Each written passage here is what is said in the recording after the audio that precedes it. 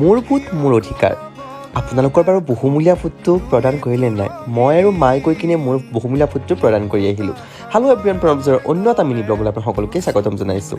তাৰ পিছতে মই মোৰ নিজৰ কৰ্মস্থলীলৈ বুলি ৰাওনা হ'লোঁ। যাওঁতে মোৰ এটা অঘটন, কাৰণ গাড়ীখন ৰাস্তাতে বেয়া হৈ থাকিলে।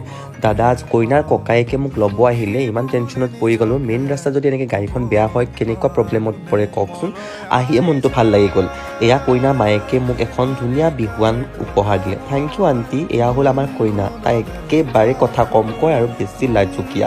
যিয়ে নহওক, এনেকৈ আমি মেকআপটো অকণমান ষ্টাৰ্ট কৰিলোঁ। কইনাৰ ভনীয়েকে মোৰ ভিডিঅ'জ ক্লিপবিলাক লৈ দিলে। মোৰ এইফালে টেনশ্যনটো লাগি আছে, মোৰ গাড়ীখন কেনেকৈ ঠিক হ'ব। ভাগ্য ভাল, ভাইটিয়ে মোৰ গাড়ীখন ঠিক কৰি আনি মোক চাংচাৰিতে দি গ'লহি।